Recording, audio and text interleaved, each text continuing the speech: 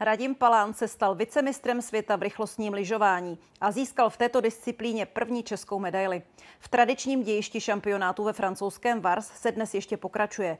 Novopečený medailista z mistrovství světa jede ještě závod světového poháru.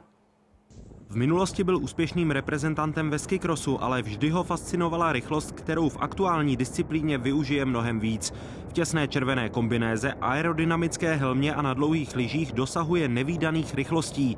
V loni ve Vars, které je mekou rychlostních lyžařů, posunul na kilometrové trati s maximálně 50stupňovým sklonem a 100metrovým měřeným úsekem český rekord na 248 km za hodinu. Letos chtěl atakovat 250, ale větrné počasí komplikovalo situaci.